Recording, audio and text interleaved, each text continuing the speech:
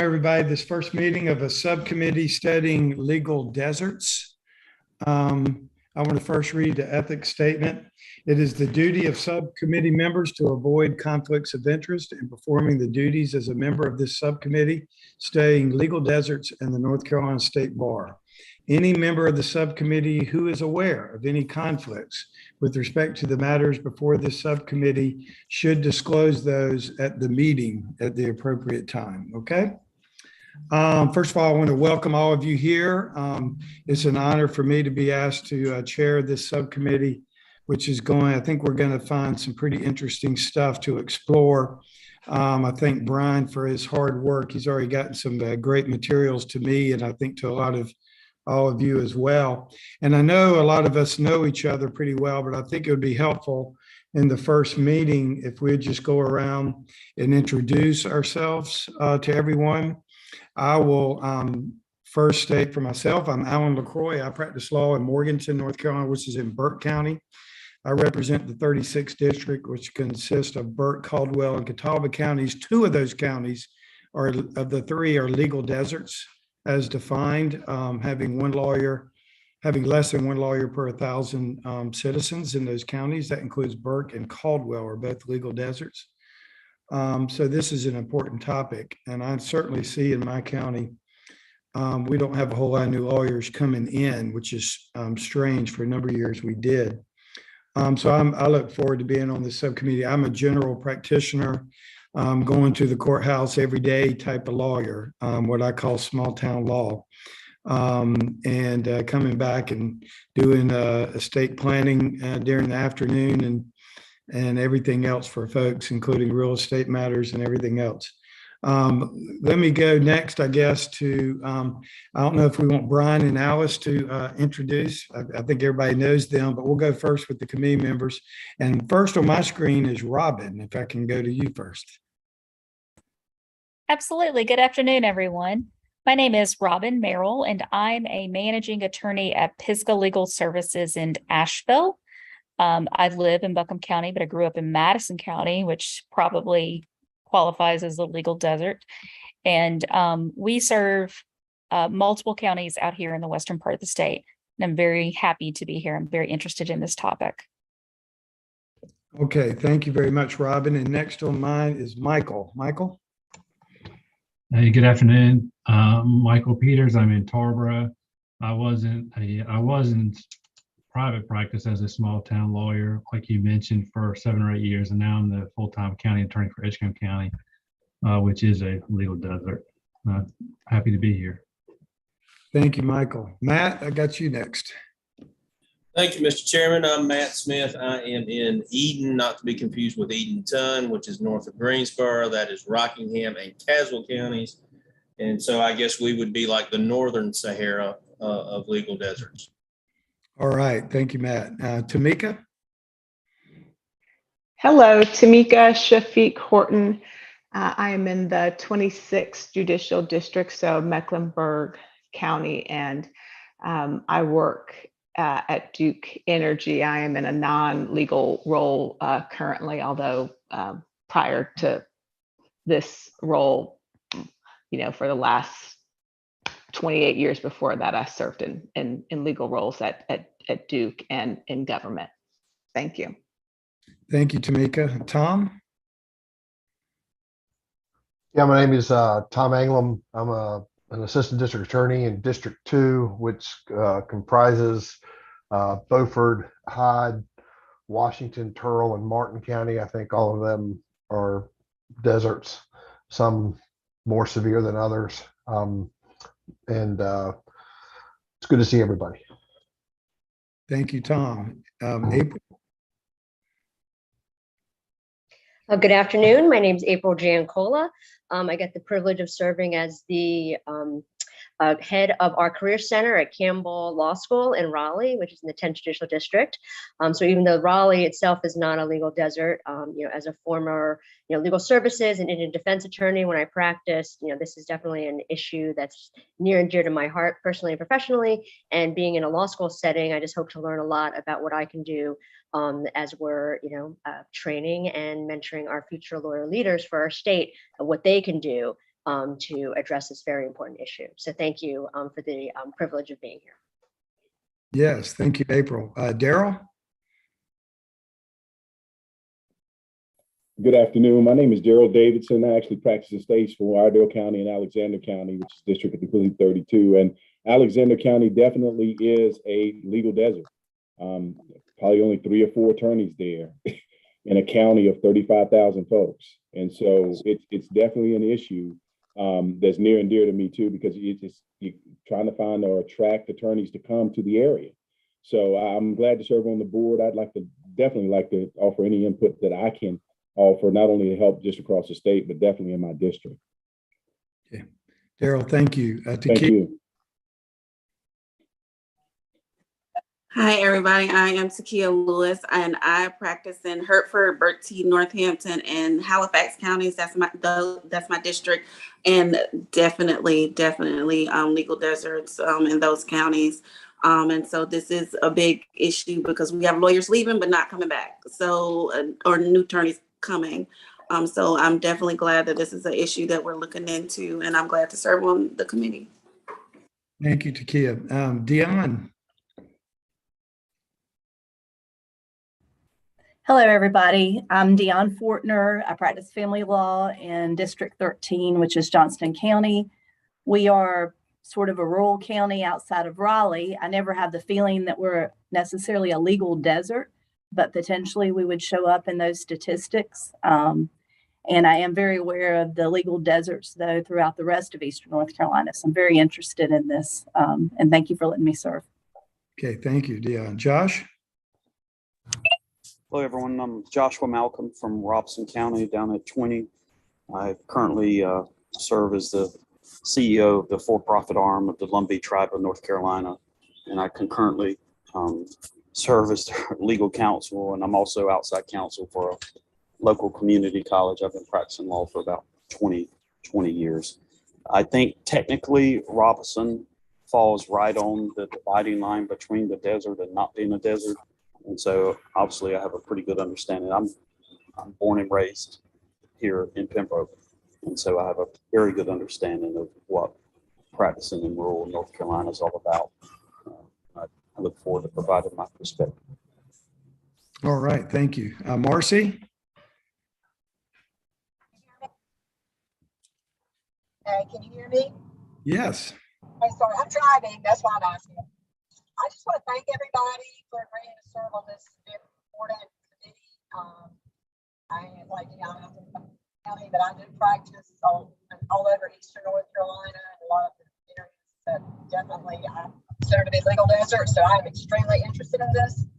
I've had lots of conversations with Alice and Brian about this, so I'm excited, and hopefully we will have a good product at the end of this that will help people and help lawyers to understand how wonderful it is to practice in the deserts. So thank you all very much. Okay. Brian and Alice, do you want to do just a little introduction? I know everybody knows you, but maybe. Alice.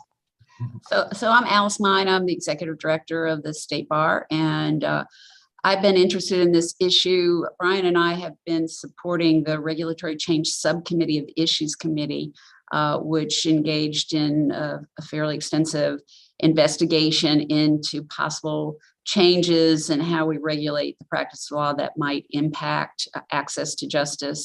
And as a part of that, this question about legal deserts came up.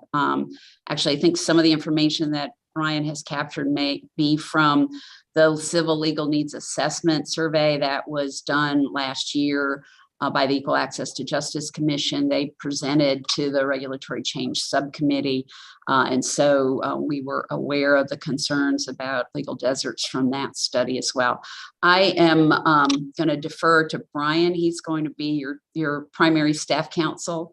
There's a possibility we'll get some other folks, other lawyers on the staff to participate. They've expressed interest in working on this issue, which is great. Some of the lawyers in the Office of Counsel. So I'll mostly be in the background trying to learn along with all of you all. Okay, thank you, Alice. Brian? All right.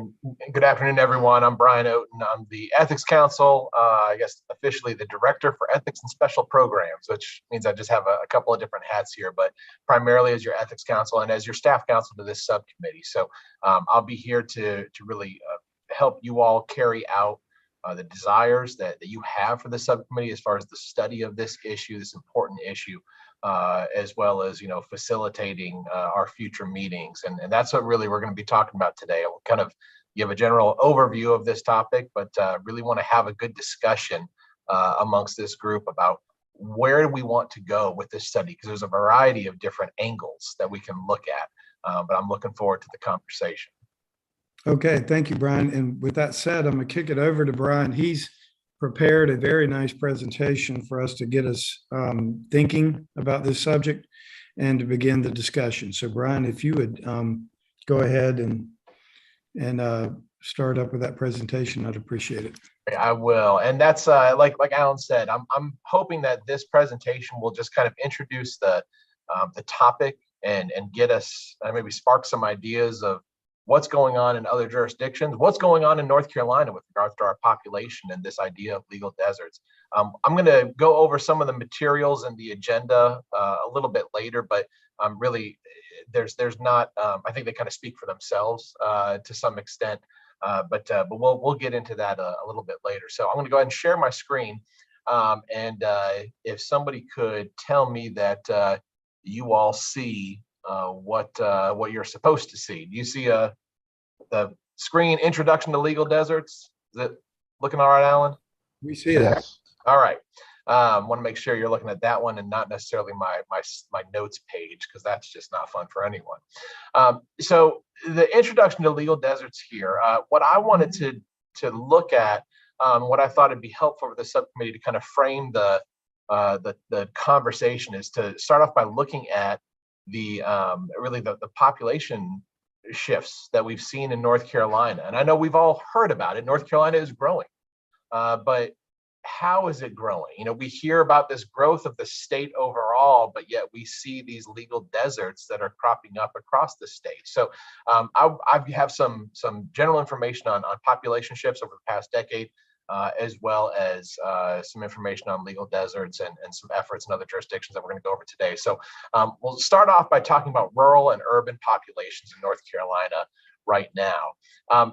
This is a map from the Department of Health and Human Services, where they have defined rural and urban counties. There are some in here. I know I showed this with some other folks shared this with some other folks in the office, and some folks were surprised to see something like Hoke County is defined as an urban county by the Department of Health and Human Services. I think a lot of times you'll see some of these counties that really get a little bit of I guess population bleed from larger areas. Like Hoke, I think, is getting some from Fayetteville that has caused the agency to define it as an urban county. But nevertheless, yeah, I think it's probably not a surprise to see a number of these counties really by the standards set by the Department of Health and Human Services. The 70 counties in North Carolina are classified as rural counties, as opposed to the 30 that are classified as urban counties. Now, these were some statistics that I thought were pretty interesting and helpful in framing our discussion. So, to this point that North Carolina has been growing between 2010 and 2020, we saw North Carolina's population increase by 9.5%. But yet during that same time period, 51 of our counties lost population. So we're seeing a lot of growth in the state, but over half of our counties actually lost population. And you can see even from when the census numbers came in and were released in April of 2020, even from April 2020 to I guess over the next, say, 15 months to July of 2021, we saw additional increase in the overall population. We were I think the fourth largest or fourth fastest growing state. We had over 100,000 people that came to North Carolina over that time period. We're projected to have 12.3 million people in North Carolina by 2035. And so where's all that growth occurring? Well, probably not surprisingly, it's occurring in the big counties. You see Wake County, Mecklenburg County, Durham, Guilford, Cabarrus is coming in strong. There's, I think, again, that seeing that Mecklenburg is is seeing a lot of growth, but even their surrounding counties are growing there. Even between Cabarrus and you see Union is there, Johnston is fitting right in there. So Dion, I know you all have seen a lot of growth in your county as well. You just see a lot of growth in the areas that you expect if you're going to try to just kind of guess what counties are the most populous ones. Wake County, Guilford, etc. And not so much in the other areas. This was a map that I found that showed the fastest growth rates in that were really existing in the state, and they were focused in the Triangle area in Charlotte and Wilmington. Compare that with the largest population losses. And this is, again, the time frame being 2010 to 2020. The largest population losses were seen in the eastern part of the state, the Sandhills, northeastern part of the state, as well as some of those foothill counties that we have out there in the west.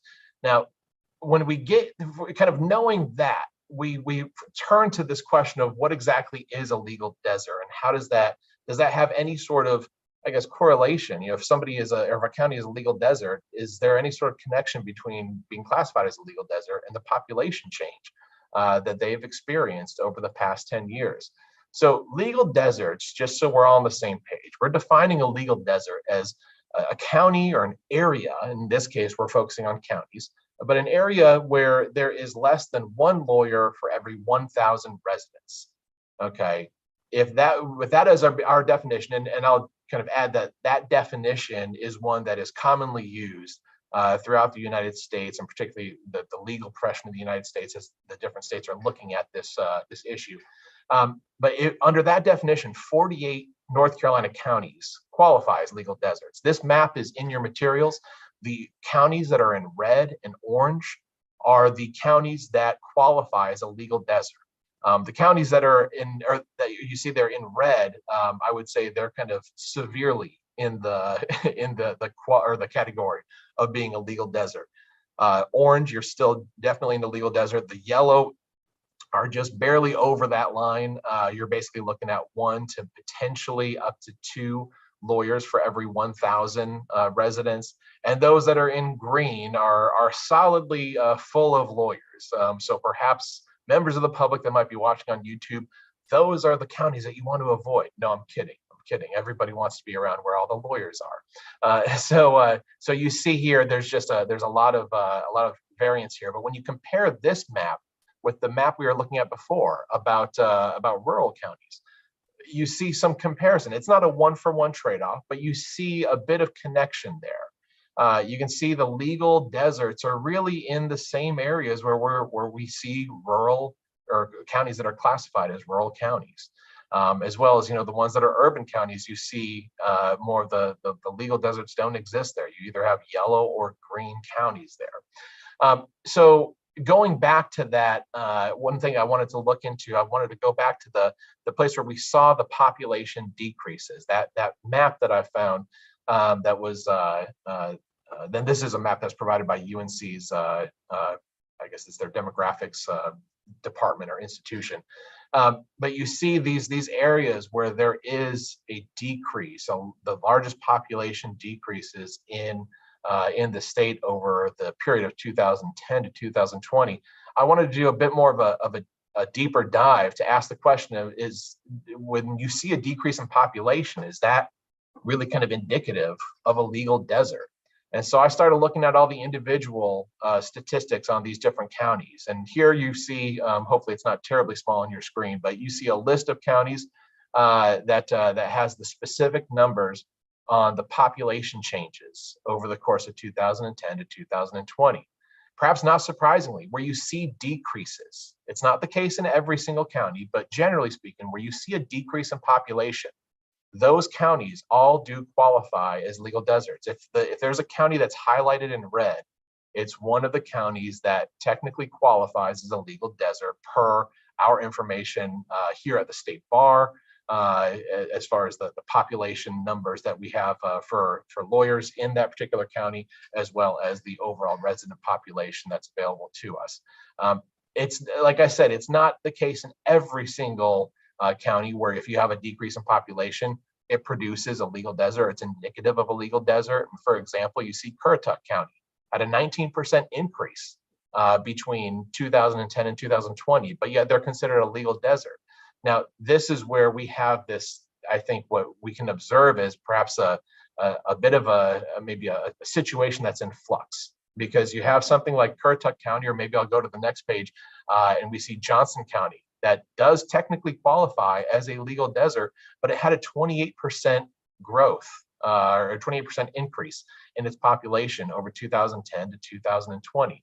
Now, some of those areas, maybe the lawyer population is about to catch up. And I think you see this when you start looking at all the individual counties, you see where there's large growth. Typically, it's one of those counties that's perhaps bordering a larger metropolitan area. I know Johnson County includes Clayton, and Clayton is one of the fastest growing areas, or one of the fastest growing cities in our state. But you see some of these other ones. The same thing with Harnett County, bordering Wake County. So there's kind of that leak over as the urban area expands to other counties. But in some of these other counties where you have, whether it's small or even larger decreases in population, to Kia's point earlier, her observation of her own counties, that when other folks are leaving, lawyers are leaving too, and new lawyers are not coming in to take their place. They're either, or those that left are not coming back. And so you go through, and I'll be happy to share all these different slides with you all afterwards if you want to look at this a little bit more in depth. But again, going through each one of these counties, you see legal deserts. Typically, you'll see a decrease in population from 2010 through 2020. Tyrrell County had a 26% decrease in population from 2010 to 2020. Of course, they only had 4,400 people that are in Tyrrell County, but still, it's a pretty large decrease. And of course, we see a resulting legal desert there. So all this is to say, and when we start looking at, I was trying to, again, frame our conversation and really try to understand what the data shows about what the population looks like in North Carolina, both the resident population as well as the lawyer population. And like we said, we start off with this notion that 48 of North Carolina's 100 counties qualify as a legal desert. 46.7% of active in-state North Carolina lawyers are in 2 counties. That's Wake and Mecklenburg. They have the largest lawyer populations. And again, if you combine their 2 populations, you have nearly 47% of the active in-state lawyers. Those 2 counties, however, only make up 21.5% of the overall state population. So essentially, they have, I guess, a disproportionate amount of lawyers in those counties. 63% of North Carolina's active in-state North Carolina lawyers are in 5 counties, Wake, Mecklenburg, but then when you add Guilford, Durham, and Forsyth County, you have 63% of North Carolina's active lawyers and the ones that are practicing in the state. And again, those 5 counties only account for 33% of the total state population.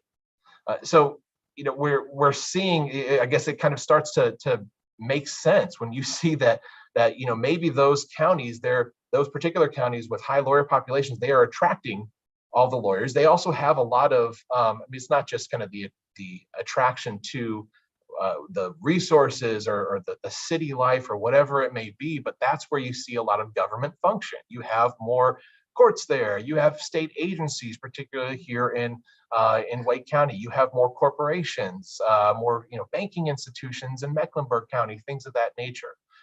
But still, you just see a disproportionate amount of lawyers that are actively practicing in North Carolina in those 5 counties, resulting in other counties like Harnett County that has 1.2, 1.3% of the state population, but really only 0.4% of the lawyer population. They are a legal desert in that regard. So understanding that's where the population is, that really a lot of the lawyers that are licensed in the state are concentrated in these urban areas. And just kind of as an FYI, I didn't keep on expanding it, but the next counties, when you add in New Hanover and Buncombe counties, that 63% would grow or continue to grow. I think it gets closer to 70%.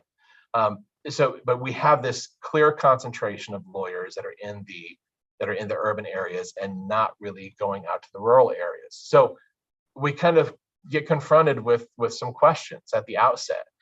Are legal deserts a problem? And I think that was really one of the things that Darren wanted us to explore when he introduced this topic of, is this just kind of it's just a development in the population, the trend and where people are living, or is this an actual problem?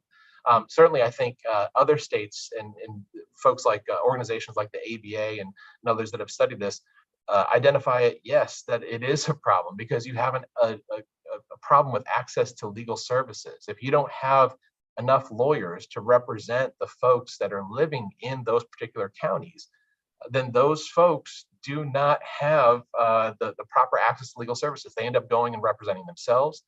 If they want to get a lawyer, then they have to drive perhaps a long distance to get somebody to just sit down and talk with somebody about their legal rights and responsibilities. And so if we answer the question, perhaps we can talk about this more later, but presuming the answer to that question of are legal deserts a problem? Presuming the answer is yes. If so, then what can we do about it? And to answer that question, I wanted to take a look at what other states are doing. And this is where the materials come in.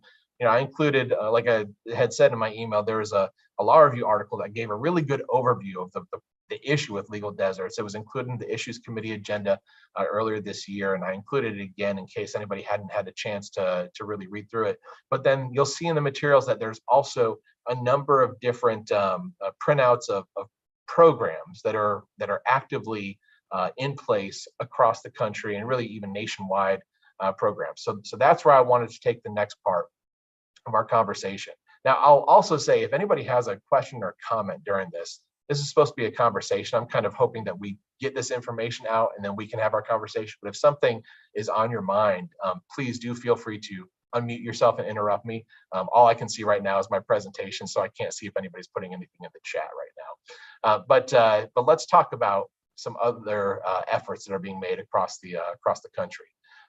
Because really the legal deserts, the legal desert issue is not unique to North Carolina. They've had a number of other studies. I know I was reading one from California. I think that was included in the Issues Committee materials earlier this year, where they were identifying that yes, they have a high concentration of lawyers in their popular areas in LA and San Francisco, San Diego, Sacramento even. But then you get to the more rural parts of California, the Northern California areas and counties, and some of those that are just further east from those larger cities, and you have legal deserts. We've got a lot of different states that have looked at this issue. There's some national organizations taking a look at this, the Rural Justice Collaborative, or the National Center for Justice Courts, or excuse me, it's National Center for State Courts. They've been trying to work together to identify what programs exist, what's working and what's not. The Legal Services Corporation that published a pretty significant report on access to legal services back in 2017 is focused on this issue of legal deserts as well. And they've actually worked with this other organization, Equal Justice Works, on the Rural Summer Legal Court. That's something I'm going to talk about in a slide or two here. But then we have some state-specific efforts, and we're going to get into all of that stuff in these next couple of slides. But ultimately, these folks are trying to create access to legal services in rural areas, or they're trying to recruit lawyers to open practices in rural areas. It's kind of, maybe it's both, maybe it's one or the other, but we're going to get into those details here again, just to understand what's being done and frame our conversation. So a nationwide effort that I thought was interesting is this Rural Summer Legal Corps. And this is facilitated, like I said, by the Legal Services Corporation and Equal Justice Works. They really try to connect law students with other legal aid organizations. You can go on their website and see their application period has closed for the summer, but when it was open just a couple of weeks ago. You could click around and see, well, where would I like to practice? They had legal aid of Michigan, they had legal aid of South Carolina, or other legal aid services, indigent service programs from across the country. And an applicant from anywhere, any law school, could fill out an application, submit their name, and say that, these are my top 3 choices where I'd like to go. If they were selected, then this program would try to place them with that particular services organization, offer them a $5,000 stipend for the summer, which of course may be sufficient or it may not be, depending upon where you go, right? I mean, $5,000 might go very quickly in certain parts of the country. if you're supposed to be there for 10 weeks. And especially if this is a place where you are not in law school, you need to get a new place to live, and not to mention moving yourself for 10 weeks to another part of the country. But nevertheless, the participants are required to provide 300 hours of service over an 8 to 10 week period. And again, the incentive is a $5,000 stipend for their participation. But then you get to some of the state specific programs. Arkansas is an interesting one. Arkansas facilitates their program through their law school, University of Arkansas Little Rock. And this is what they call it, the Rural Practice Incubator Project. Their goal is to place their new lawyer graduates, their alum, in rural communities. They provide, basically, it's an 18-month program where they will give what they describe as training, resources, mentoring, and guidance to assist these participants in building their professional careers as rural attorneys. They give a $6,000 stipend to launch the practice, to help open the doors and equip that office with any sort of technology, things of that nature. They offer this legal boot camp where they will teach lawyers how to run your business, how to develop your business, how to start your law practice, but kind of all the nitty gritty that so many lawyers have to learn on the fly when they hang that shingle. They offer a number of workshops and CLEs on practice management. They give free subscription to case management software and legal research software. And then they provide free access to legal document templates and forms to assist these folks, again, in getting their practice off the ground. Now, in return, each participant, in addition to just being in a rural community and offering legal services, they also must provide a minimum of 100 hours of pro bono, or what they call low pro bono, legal services to the members of that community. So Arkansas, again, this one has been around for, I believe it's been around for about a decade, or excuse me, not a decade, like 5 years, 6 years, something like that. But again, I'm not sure exactly how many of those folks that have gone out there and been a part of this project have remained in that project. That may be somebody that we would want to talk to see what's worked and what hasn't worked so far. Georgia has something through their law school, the Rural Justice Fellowship. This is something where they tried to get law students to take summer internships with law practices in rural areas. Again, you see that number, a $5,000 stipend for the summer, trying to get folks at the UGA Law School to go out there and get some experience in rural practices. The fellow is required to undertake at least one pro bono matter during their internship for a low-income client, of course, under lawyer supervision during the summer.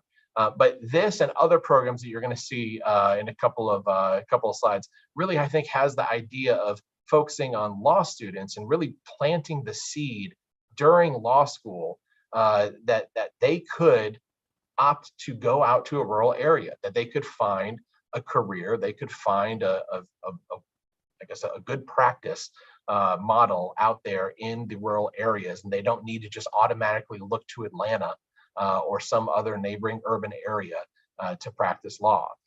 Illinois has two different programs. Illinois is actually, their program is facilitated by the Illinois Bar Association.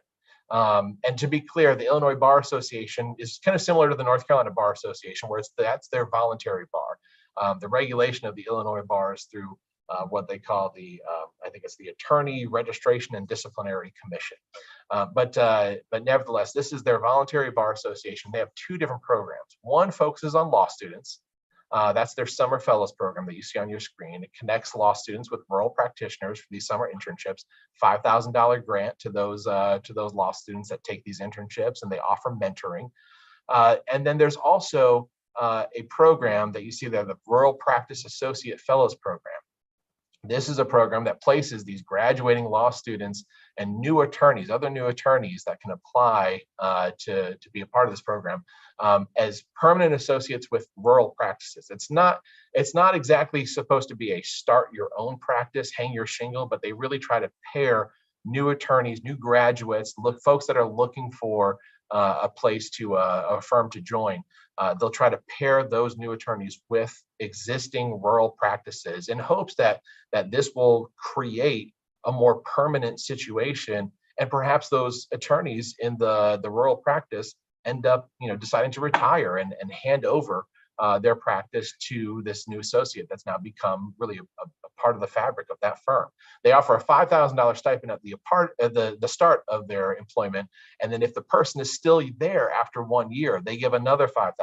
So it's kind of that overall $10,000 carrot that they're hanging out there, but you get some at the front and you get the rest at the end of 1 year. Kansas, and as an aside, I didn't know that Kansas was the sunflower state. That's why I included that picture. But they have something that really targets undergraduates. They have a program that's through Kansas State University and the Washburn University School of Law out there in Kansas that really encourages pre-law undergraduate students to look to rural practice as an option. It's really kind of more of just an introduction. There's not really a financial incentive or even a student credit or college credit incentive. It's really experiential opportunities. You know, they get to go out to these communities. They participate in these different lectures. They have mentoring opportunities and just a chance to see what it would be like to be a lawyer in these rural areas. They also then are offered, I guess maybe one of the incentives is that they get some insight on applying to law school and perhaps start their communication early with those law schools, which of course, you know, in a very competitive situation that is trying to get into law school may be a helpful thing. But again, this one is kind of a little different because it doesn't focus on law students or recent graduates and new attorneys. It focuses on even the earlier stage of a pre-law undergraduate student who might want to consider going to law school for the purpose of becoming a rural attorney. Maine has another law school focused program. They have the Rural Lawyer Project. And again, they do something similar to what we were talking about with Georgia or even with Illinois to some extent, where they try to pair students with rural practitioners for a 10-week summer internship. 2 Ls get $6,000 and rising 3 Ls get $7,500. But I've read a couple of different articles on this particular project, and there have been a number of kind of success stories where folks that have gone out to those particular practices through the internship ended up developing great relationships with their employers during the internship and ended up getting offers to join the firm after graduation. And they have gone out there and they are still a part of those firms. Now, I think one of the things that's slightly interesting here, of course, is that each one of these is going to be a state-by-state type of analysis, right? I mean, Maine itself, if you go from the most, or I guess the highest urban area in Maine, which would be Portland, out to some of the more rural places, it's perhaps not as drastic of a difference as, say, Illinois, if you were going from Chicago to Macomb, Illinois. I don't know if anybody's familiar with Macomb, but it's out there. So I don't know how much that plays into the willingness because of folks, and particularly law students, to go out and be a part of this, because from what I've read, it seems like a lot of the folks at the Maine Law School are very much interested in this opportunity that the law school offers to connect folks with potential employers. Montana has a rural incubator project. And again, this is one of those things that is focusing more so on new attorneys, and they're trying to encourage folks to start practices in rural areas. It's a 24-month program where participants, they have to provide 25 hours of pro bono service and 125 hours of reduced rate services in their first year. That gets upped to still 25 hours of pro bono service, but 225 hours of reduced rate services in their second year.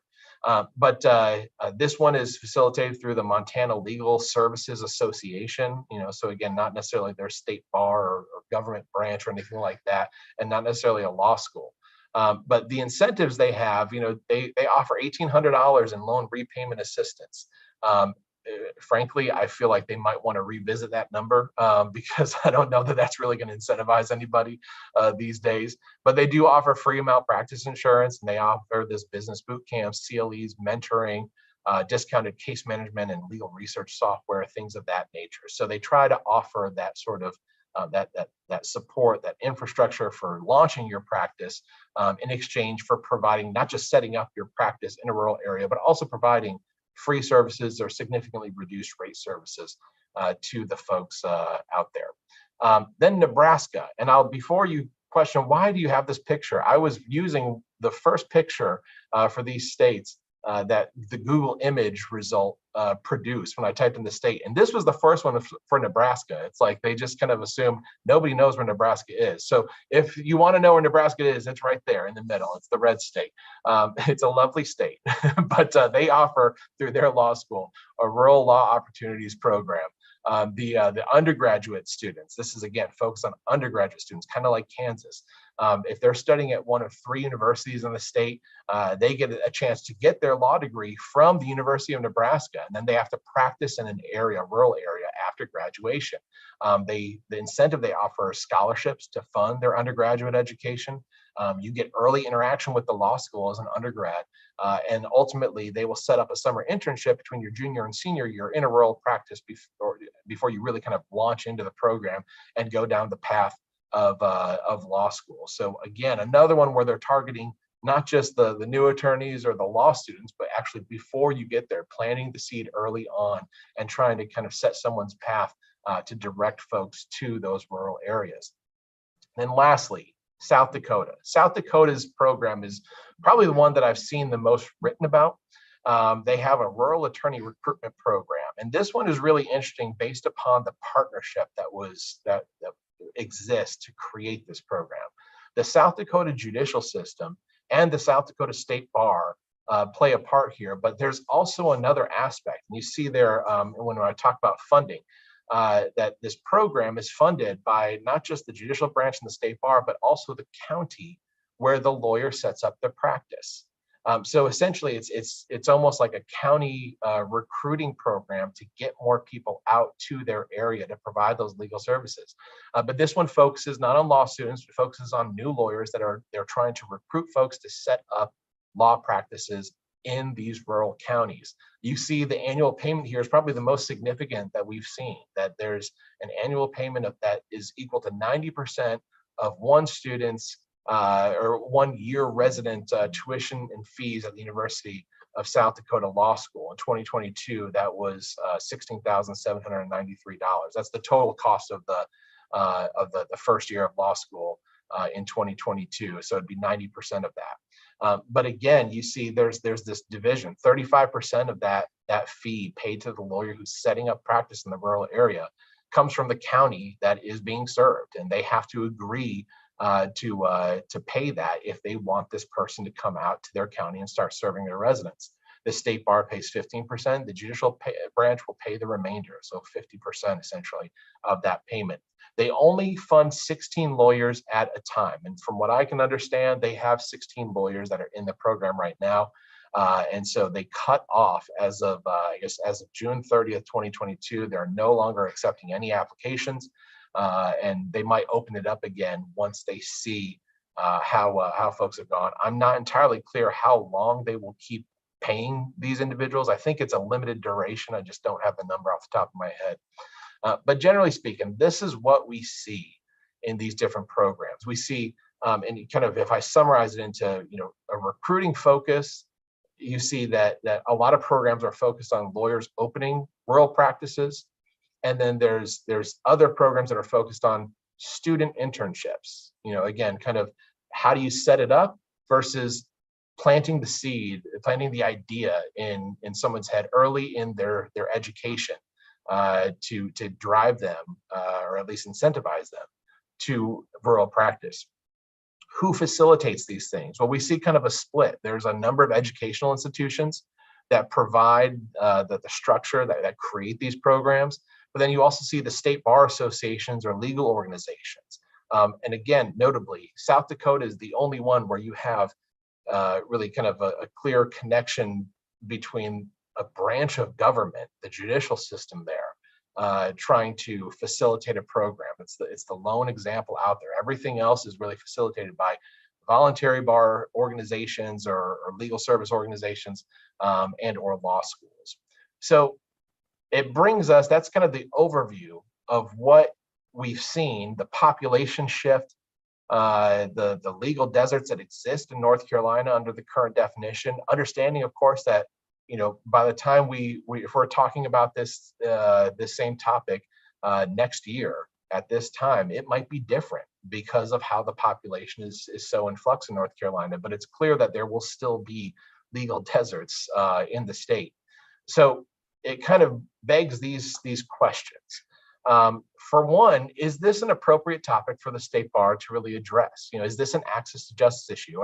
And I say this, kind of always being I think an appropriate thing to have our Keller check, right? We have this this mandate from the Supreme Court that a state bar, a regulatory agency such as ourselves, we can only engage in activities that are really germane to the purpose of the state bar, which would be the regulation of the legal profession, the improvement in legal service, the delivery of legal services. Those were the two categories that were highlighted by the Supreme Court in the Keller decision. And so if we're going to go ahead and keep going down this road, we think this is something that's appropriate for the state bar. What do we want to do? We study the issue and issue a report, or do we want to potentially facilitate solutions? Do we want to bring other people to the table and see what we can actually generate? What existing solutions does the subcommittee want to study?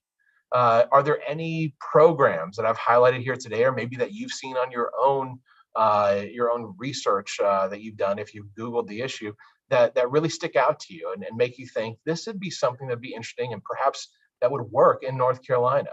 And then to that end, what other resources or organizations does this subcommittee want to consult on this topic? Do you want to bring in representatives from the law schools to talk about the efforts that they're making? What are their students looking at when they're trying to decide where to practice and how they make those decisions?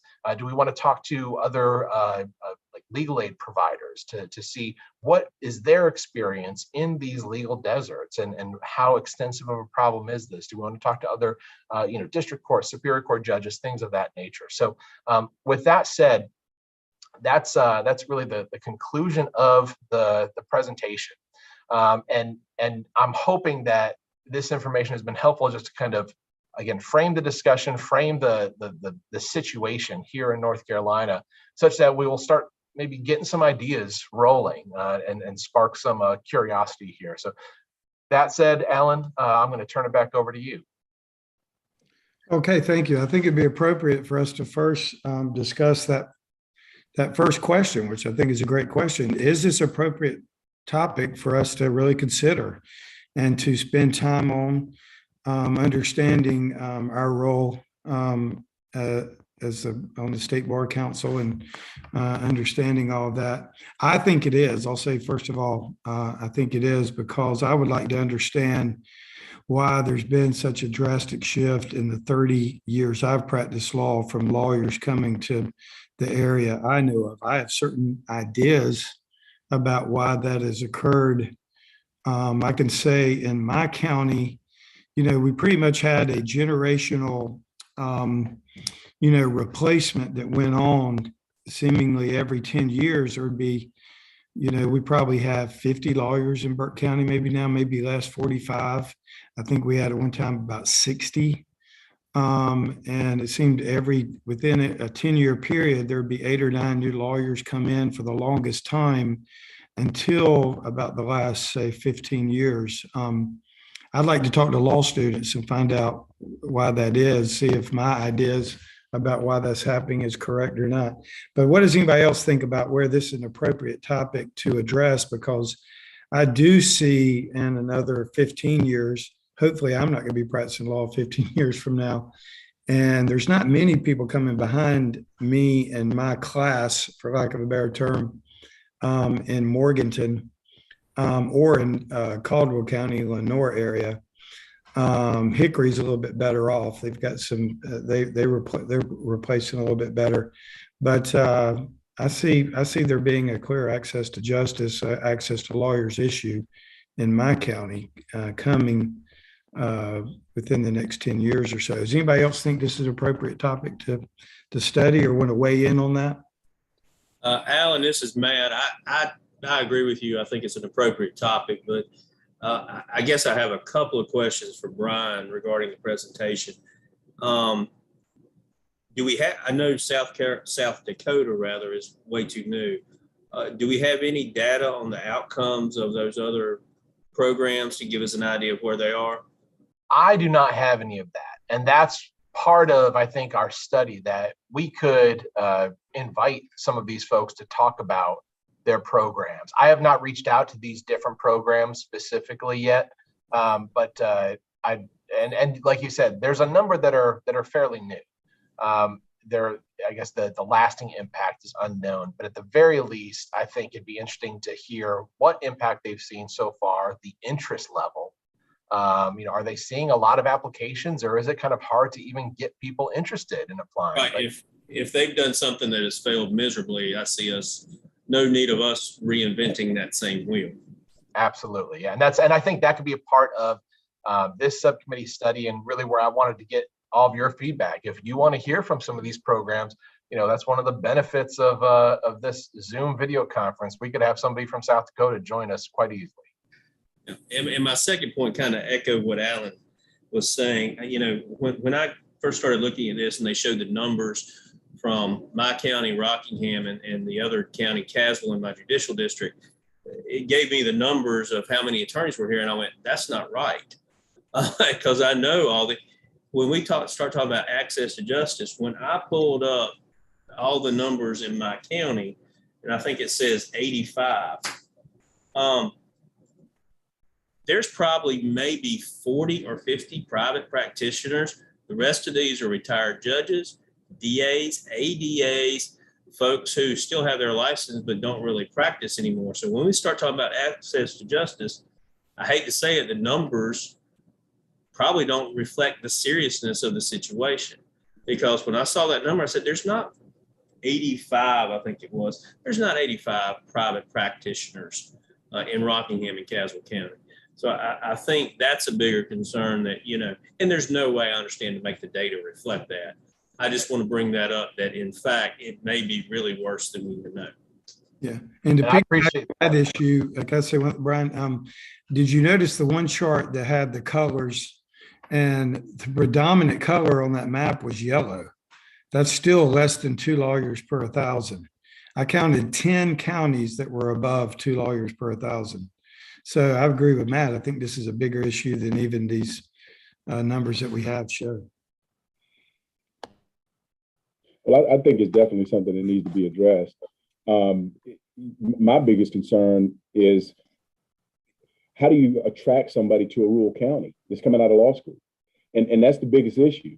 I mean, we had a young gentleman that his son is one of the judge's sons. He just graduated from law school and could really come back home and rack up. But, with the name alone, it's just in private practice, but just will not come back home. So the problem that we're facing up in Alexander County now is that not only do we not have many attorneys, but we don't have many people on the court appointed list. We're down to 2 people on the court appointed list for major felonies and, misdemeanors. So it's so bad that we're actually, we're in the process of trying to get a public defender's office. That's just for the criminal portion of it. But you still have, a lack of attorneys just for everything else. And you got to, you have to make it attractive for someone coming out of school wanting to go to a rural area. I mean, and I always tell, the young adults that are coming out of law school that I would find a place where there weren't many attorneys and make a name for myself. But, trying to tell somebody to go out to, one of the rural counties like Alexander County or way out west in North Carolina, it's sort of hard to do that. So I don't know what's going to make it attractive. And, yeah, you can get them for the summer, but what are you going to do about permanently putting somebody there? That's the biggest thing. And my biggest fear is that it's not going to happen. That's my biggest concern. Daryl, I agree with you. And that's why I really want to study from, and April, you can maybe speak to this. What are these law students looking at? I get a sense that one of the causes is the growing disparity between first-year associates' income in Charlotte or Raleigh versus a small town. When I came out, I had an opportunity to go to Charlotte with a law firm, and the disparity in what I was offered with the law firm in little tiny Morganton was not that great. My friends going to Charlotte and Raleigh weren't killing me,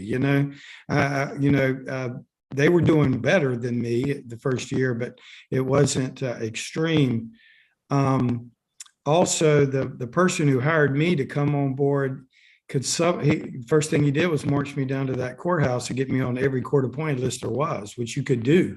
I mean, I was on the serious felony list day one of practicing law. And I brought in a nice little chunk of change just doing court appointed criminal defense work that first year. That certainly helped supplement that salary. And that's what I want to talk to law students about. Is that the biggest thing? They have more pressure for student loans probably than we had back then. You know, when I went to law school at Chapel Hill, it was $800 a semester. Can you believe that? That was the tuition. You know, That's two books now. They have more pressure on them with student loans, I suspect, so that they have to look to these higher salaries right off the bat. You know, I want to talk to IDS about what they're, you know, like you said, Daryl, we got problems in these rural counties with finding criminal defense attorneys because I know they chased me away when they changed it 5 years ago to where I couldn't justify, you know, I couldn't justify spending 3 hours a day at that courthouse. I just recently came off the list in Alexander County, and you know, unfortunately, it's 2 attorneys that are handling all these B1 felonies and trying to run a private practice, and I don't see any relief coming anytime soon. And so, at the end of the day, I probably need to get the pulse of the law students the students that are graduating and ask them why they would not want to come to a rural area. You know, because I only find the people that are coming back to the rural areas is if they're from there, they grew up there. Right, and that's what I was going to say. The only reason I ended back in my rural area was the economy. I didn't have, you know, I graduated in 2010, so that was when everything was just terrible. So I had to come back. It was not my plan to come back to this rural area. And so when we don't get new private attorneys. They may be like a couple of DA positions. They'll stay for a few months or a year and then they'll leave or whatever. But it's because there's not enough money in it. Well, now it is because like I'm just like what Daryl said, there are not enough of us on the court appointed list. So we are running ourselves ragged. There's not enough money in it in the beginning for them. They do have student loans and there's nothing to do. There's nothing to do. That's the biggest thing. I mean, you want to have a work-life balance, and you can't have that here if you're not from here and you're not used to driving an hour to go eat, you know, at a restaurant because we don't have that here. You know, you want to eat at a chain restaurant or somewhere nice, you have to drive, you know, to like the Virginia area. Like we have to go to 757 or we go to Raleigh. Like if that's not what you're used to, you're not going to sign up for that. And so unless there's some kind of incentive, there's no incentive. There's no reason to do it. We're having the same experience with public interest. People will take that pay cut to come live in Asheville, but we can't recruit for our Rutherford County office, our Yancey County office, our Macon County office. People don't want to work there for less money than the private market to have nowhere to go eat or nowhere to make friends. I think a lot of it's on the law. I remember I'm a Campbell graduate, and I remember in law school, Rick Rogers had a start your own law firm course. It was not for credit, but it was a great, great course. And there were some promises made at the end of that course that if you completed it, you had essentially a guaranteed loan with First Citizens. You got the discounted stuff, kind of like what Brian was talking about. And Professor Rogers did an excellent job that you said he was looking at this. This would have been the mid-90s. He was looking at it then. All right, folks, we're going to pair you up into groups of 2 or 3, and you're going to start your own law firm. Pick a spot. I still remember to this day, me and my group, we picked a spot and we opened up our office in fabulous Duck, North Carolina, because at that time there wasn't a lawyer there. And so I would like to bring in the law schools. I know April's here, but I would like to bring in the law schools more because I think that is important to show that there is opportunities there, and we got to have the training. Absolutely. I mean, I think that, you know, if we can get the law schools and, you know, even thinking in the future, you know, I mean, you know, High Point, I think everybody knows they're going to be opening up a law school, you know, former Chief Justice Mark Martin just got, you know, appointed to be the incoming dean. And so that won't be happening in the immediate future. But, you know, at some point, you know, North Carolina is going to go back to having 6 law schools. And so, I think there's a real opportunity to have conversations with the law students and really get down to, just you said, why, I think there are very surface reasons that we just all talked about why students aren't, open to the idea of going to some places and starting their practice. But, we talk at Campbell about trying to partner with rural attorneys or attorneys that have private practices, or even some of these bigger firms like Michael Best. They have an office in Greenville. Trying to even get, some of these firms that have just bigger, have maybe bigger presence in Charlotte or Raleigh, but they still have an office in, Eastern and Western North Carolina, and getting the people who work there to come and talk and be the best ambassadors for why it's still something they should consider. Mentorship, training, opportunities to do things that you wouldn't normally get to do if you were in a 100+ person law firm as a first-year associate, and a real sense of you could come into this community and become the person. You really could come into this community and become the lawyer for this, whole, town, or, this whole place that, really needs you. But I do think that resources, is a huge challenge, because some of these students are coming out with, almost $200,000 worth of debt. So, and even if they went to Carolina, when I was there before coming to Campbell, even as an in-state tuition, it's $23,000, so it's not, like it's 800. So it's definitely still something that, if they go into like a legal aid or a DA or PD's office, they can get public service loan forgiveness still. And so there are other advantages in addition to maybe some of the great fringe benefits they get with some of, working for the state or working for a county. But I think that resources and students, when they're 23, 24, thinking about, kind of really going out on their own, some of them for the first time ever.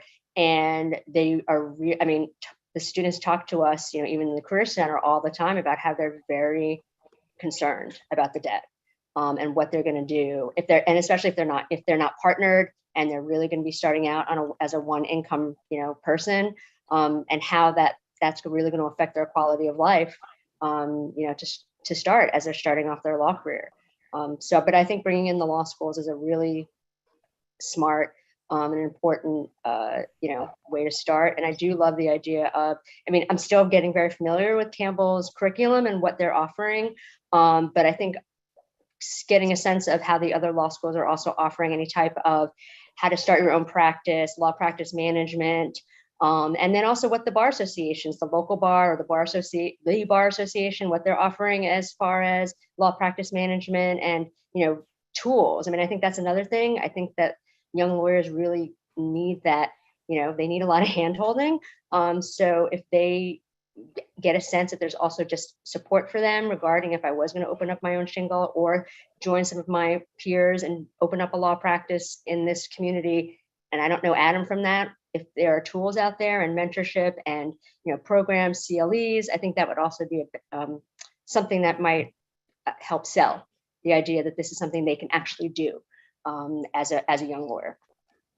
April, can I ask you a question? Do you get a sense that law students do not desire so much as far as practice, a general practice, they're looking more. I know I'm talking to my daughter who's a junior in college and is studying for the LSAT right now. And she says, Dad, I'll never do what you do. I don't want to do that stuff. She's like, I want to do like real estate or something. I want to office practice if I want to go into law school. She's already got that mindset. For me, I chose this specifically because I wanted to be a general practitioner of law instead of taking a job where I was going to be in one specific type of insurance defense work. Do you get a sense that the students don't like the general practice of law? I get the sense more at Campbell that they're more open to it. Campbell actually, maybe not surprisingly, just surprised to me as far as being new there. A lot of as far as the grads, when they're going out, a lot of the grads at Campbell are going into 2 to 10 size law practices, plaintiffs firms, so family, med mal, personal injury, employment, So they're already they already started active as members of the the advocates and the bar associations. So they're already plugged in, that way. So those are other stakeholders that we might want to, figure out how we can, bring them into the conversation, because I think they're already before the students from, even during orientation. So they're almost getting inoculated with, that side of our, legal professional community building.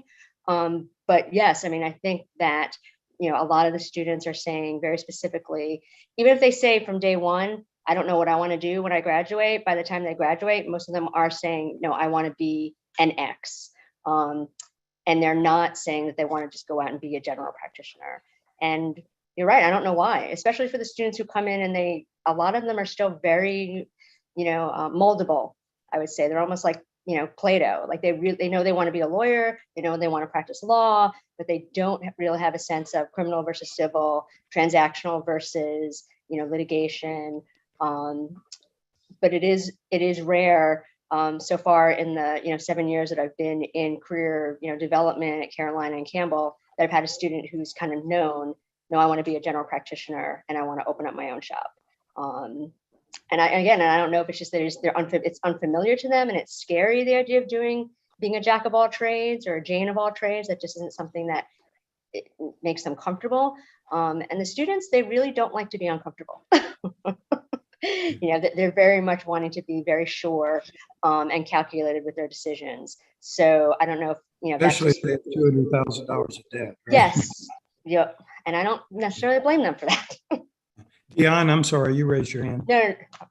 Yes, I was just going to say, of course, there's the big money issue, and that's really, really almost insurmountable and tough to think about the way to make that not as big of an issue for someone who's deciding where they're going to live after a law school. But also just sort of thinking about, between second and third year, I did a Martin Luther King internship for legal aid, and I did it in Western North Carolina in Silva. And it was, the middle of nowhere, but of course it was beautiful. But the people in the community were so friendly and so nice, and practicing law was so fun that it really made me start to think, I think a small town is a good place to go. I think that I can make a name for myself. I think that I'll have more people to help me. Ultimately, I ended up going to a smaller town in the eastern part of the state. But I do think that there would be some need or some, maybe it would tickle the fancy of the students, if they had in the law school setting or elsewhere a way to meet the community that they might be interested in going to. And maybe they would be inspired by those folks as being warm, as being nurturing. I know that folks from Wake County who come to practice in Johnston County, they say, we wish we had every case in Johnston County because the folks here are so nice and they're so warm and they're so nurturing. I don't know if that makes any sense to a law student, but it certainly makes sense to a person who's been practicing 4 or 5 years. And the incentive for the local attorneys to do that, to extend this hand, to be their nice, accommodating, welcoming presence would be, I do know that folks in the rural areas are scared to death of like paraprofessionals coming in. I mean, they're really concerned. And I think if we have lawyers to help meet, take up this gap, then maybe that would be the incentive for them to want. I think they'd rather have an attorney come in maybe than the paraprofessionals, because then that doesn't push the price of everything down, which is a big, I think, concern. So I don't know. I just see partnering with folks who may help the young student feel supported, and it may not be as scary as coming in and opening up your own practice, or maybe some of these programs which do provide the money for the summer internship, then you make that connection, and then the employer, established law firm, might be more likely to hire an associate where maybe they aren't in the past, they're afraid to put a financial commitment into someone that may or may not, come to practice there eventually. So I don't know, that's just my 2 cents. Okay, still on this general topic of is this appropriate topic? We only got a few more minutes, but I'd like us to get to where we go from here. At some point, I think there's a consensus that we'd really like to talk to law students, right? Law school students about what the pressures they face and why they wouldn't consider coming to our smaller towns or so forth, because a lot of us here, that's what we chose, and we all have our own reasons why we chose that. Anybody else want to weigh in on whether this is something I think we all have a consensus this is a good topic to discuss. Joshua, I see you got your hand up. I'm sorry. And Marcy's got her hand up. I'm bad at this. I apologize. Joshua and then Marcy. Yeah, I just first, I think it's important for everybody to understand my perspective a little bit more about. So I spent 15 years as the general counsel at two constituent institutions in the UNC system. And it's, to be honest with you, this conversation reminds me of a conversation I was in 15 years ago.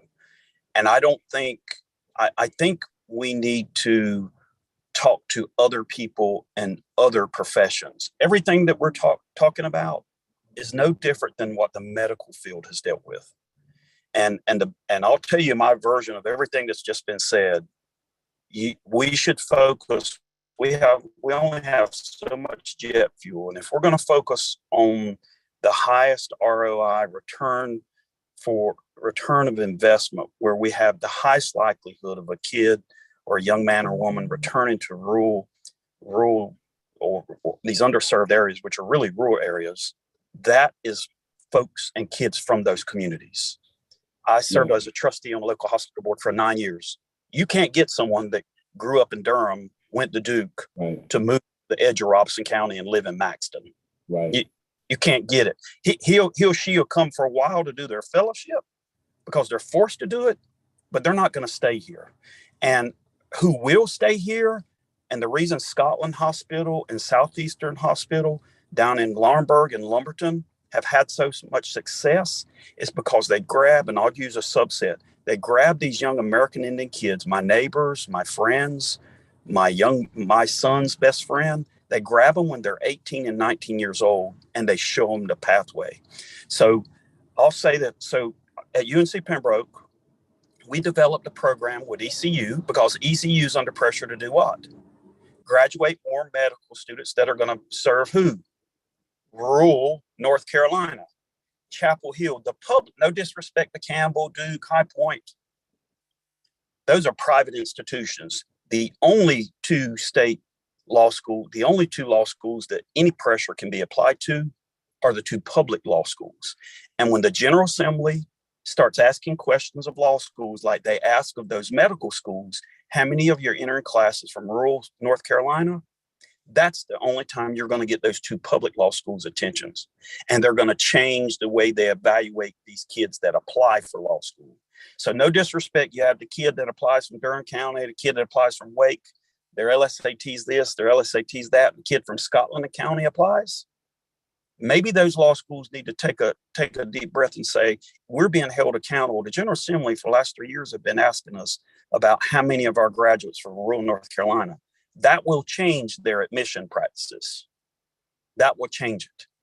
Now, and so I think that's where, if we're going to spend some of the state bar's time, we should spend time on potential pathways where there's a likely. I think it would be very difficult to get a kid to follow. I love Pembroke. I'm from Pembroke.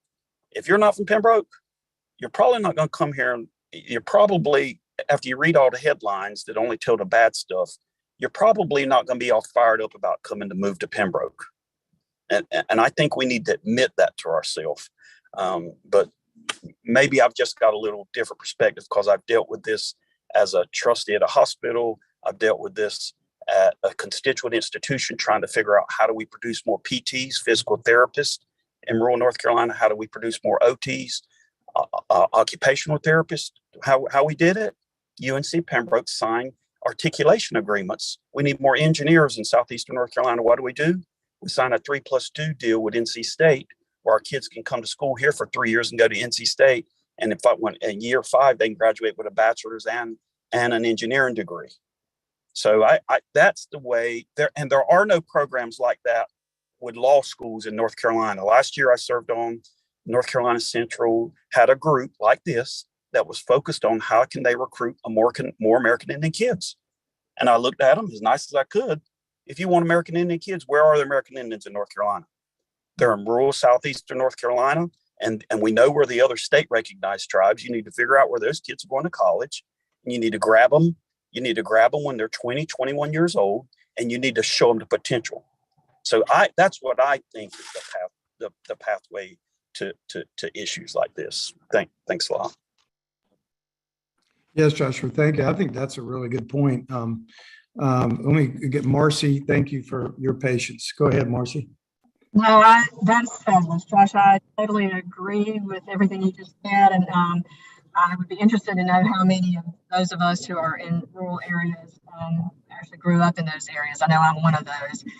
Dion, we were very happy to have her join us in my hometown. I think a lot of us lawyers who are in small towns that grew up in those towns. So I think you got a good point. Made a good point, and I believe some of the reading I did there.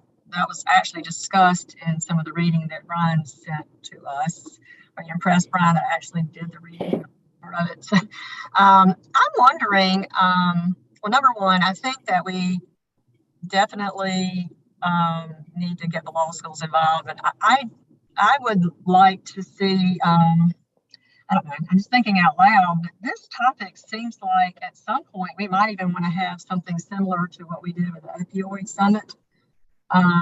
Because it's just there's so many stakeholders in this. You know, you have to get the funding, so you got to get the legislature involved.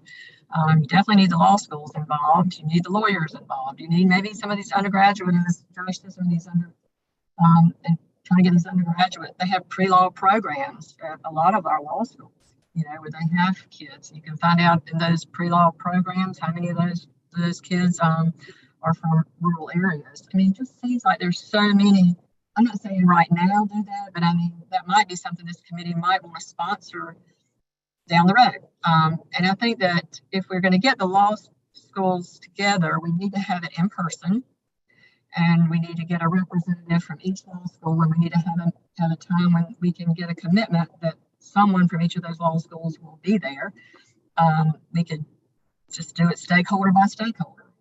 I don't know. I'm just throwing ideas out there, but I definitely think that this is a very serious topic. I think it is extremely important. And yes, Alan, I agree. It's definitely something that we need to undertake and do. But I've heard a lot of great ideas today. And so I think, Brian, with your leadership, and we can figure out how to crack this nut, so to speak. But I do want to have some in-person meetings because I think that's important. I agree. Daryl, I saw your hand up. Yeah, I mean, I came back home. That was my goal, and that's the reason why I'm here in Statesville, because this is where I grew up, and I wanted to come back home and make a difference. But what I was going to say also was maybe just do a survey with the law students in their second year, and just ask them, you know, why would they want to, or if they would want to, or what would prevent them from wanting to go to a rural area and practice law. And try to get a hand on, or just get an idea of what the feeling is or what the mood is. I know in law school, I wanted to come back home, but, you know, there were a lot of, you know, the students that were looking for the bigger cities, the lifestyle. They were young. They wanted a place where there was action happening, just like Ms. Lewis was talking about. You know, you come to a place and everything closes at 10 o'clock, and they're used to, you know, being somewhere where they also have a lifestyle. Iredell County is not too much as, you know, as a desert, because we always have the Charlotte lawyers that come up. So it's like I said, but trying to get somebody that grew up in a city to go to Alexander County, that's not going to happen. I don't know any attorneys in Alexander County since I've been practicing for 20 plus years that were from somewhere else. Yeah. You know, I applaud Charlotte and Raleigh for what's happening in those cities during my time of practicing law the last 30 years. It's unbelievable. You know, Charlotte was not anything that cool when I came out of law school in 91. I had some friends who opened a bar in downtown Charlotte. I remember going there and thinking, gosh, what are you doing? I mean, it's dead after 5 o'clock, you know. And now I go to Charlotte a couple of times a month, and just to get, you know, so I can understand young people saying that Charlotte's, where I want to be and so forth. But I really like the lifestyle that I have in the small town, and Charlotte's not that far away. I can get there pretty easily. Or I got Asheville. I mean, so I don't totally understand that, but that's why I need to talk to these folks and see. Going forward, I would like to see if we could talk to a representative from every law school, see if they would like to be involved in these discussions and see if they can survey their students. Brian, do you think, is there information out there about our state law schools, Central and Carolina, how, what the percentage of rural students they're attracting and so forth? Because I think Joshua makes a good point about that. Could there be some pressure applied? I mean, just if we're asking the question, it's going to make somebody start talking about it, Yeah. I don't know. I don't know that anything that is readily available, but I have not dug on that topic. Certainly, I think, between all the different reporting requirements that those law schools have, ABA and things of that nature, I would like to think that that data would be available. So I'll reach out to, I'll see what I can dig up. And I'm seeing that, maybe that's the next meeting. It sounds like we all recognize this is an issue and something that's appropriate for the bar to look into, and really trying to understand the mindset of the students out there, the future lawyers, and talking with the law schools about their efforts. I guess in talking with them, I'm trying to figure out maybe the pathway or maybe the order that we approach everybody. Is this something that, I guess maybe I'll ask you, of all the programs we've talked about, particularly with regards to law schools, would you all like to learn more about those programs first before talking to law school representatives to say, we learned about this program and this is a really interesting thing, we'd like you to, or maybe to bring those law school representatives to some of those presentations? Maybe that could be the next meeting, that we could talk with the law school representatives about the issue, get their general take, and then invite them to join us for these future things as we start to explore. Maybe they can see some of the introduction of these programs to see what sounds good to them.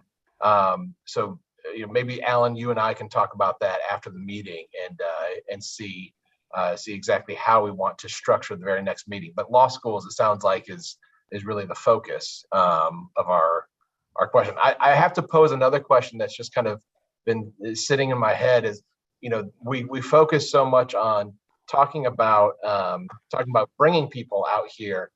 Is it also something that's appropriate for the subcommittee to study the idea of bringing services to the people, as opposed to bringing more people to provide the services? Is that something that this subcommittee would see as a potential solution to legal deserts? And is it, I don't know, I know there may be some kind of, I guess, discomfort thinking, are you talking about like making the Raleigh legal market accessible via technology to smaller counties? But if we cannot recruit people effectively, as to Daryl's point, is that something that it still should be a consideration as to what's actually available? I think that's a very good point. You're talking, I think, for short-term advice purposes, I know the Bar Association and the State Bar at different times has done a really good job of manning phone banks and that type of thing. But I think the focus should be more on figuring out first why law students aren't going to back to small towns to practice, whether it's their own or being attracted to that type of lifestyle in the first place. What are the pressures there that's causing that?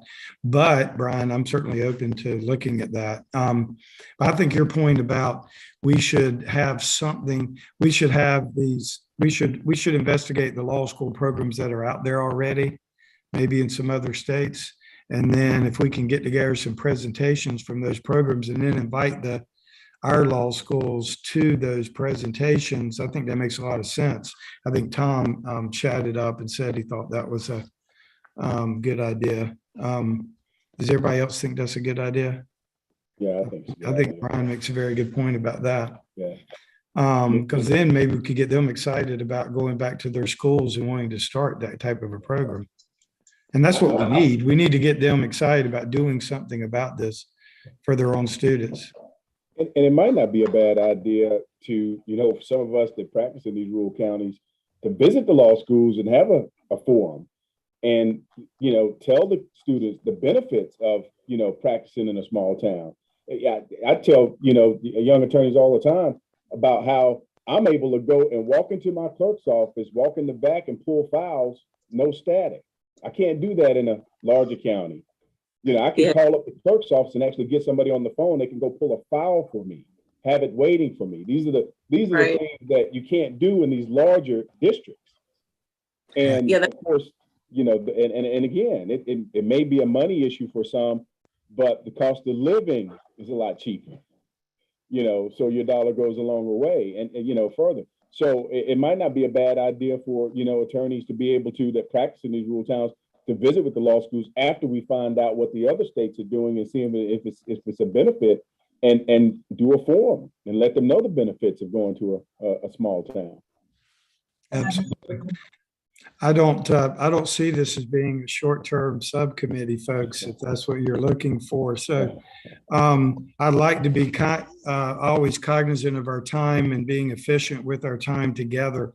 So that I'm wondering if there's a consensus that the next meeting should maybe focus on a discussion and research and then discussion about the law school programs that are already out there in some other states. I know one of the real interesting slides was from the state of Illinois, I believe, Brian, that had some kind of program about stipends for law students. There was a different amount of money for 2Ls and 3Ls. I think that was Illinois. But I think those kind of things, should that be our focus of our next meeting? I think we should also find out if our law schools are doing anything, not just what others are doing. Exactly. See what programs that we already have, our schools have as well. But yes, I agree with you, Alan. I think we need to educate ourselves as much as possible about what's already, we don't need to, already out there, and then maybe we can take some of those ideas and make them better. And then maybe at that point have the forum discussion with the law schools. Yes, thank you, Marcy. I think that some of these folks involved in these programs may be willing to come do a presentation, and we could invite some of the law schools then that we talked to. So I think the next meeting should be focused on what law school programs are out there. I think a lot of us think that, I think Joshua said earlier, you got to get to these young people early, right? And sell to them what's, what it's all about, what we believe is the benefits. Yes, Brian. Yeah, and Alan, I was just gonna say that's the interesting part of the programs that we saw, like Kansas and Nebraska, that focus on undergraduates. It's like to Josh's point, showing folks the path, and trying to grab them that way. So I will reach out to. I think there's gonna be a couple of different things. I'll reach out to some of our law schools, because I think if we're gonna have a presentation, I think it's a great opportunity for folks from the law schools to be there, be present on this meeting. And I think it will probably need to be by Zoom if we have folks that are coming in presenting from other jurisdictions. And I'll say we were very successful in getting folks to come and present about their programs in that regulatory change study subcommittee. We had folks from Canada join us, and Arizona and Utah and all that kind of stuff. So I'm hopeful that we're going to be able to get some good participation and see if we can bring folks in. And then to Marcy's point of actually having those conversations, see if we can potentially arrange an in-person meeting at one of these things when we have kind of that full-on discussion with the law schools about what they're experiencing, what they thought about what they saw, and things of that nature. And yes, April, I may be looking to you to help connect us since you're in the law school community. That'd be really fantastic. Okay, well, I see it's 3:30. I think this is the time we had appointed to close. Is there any other comments before we adjourn the meeting? Brian and I will be getting together and formulating agenda for the next meeting.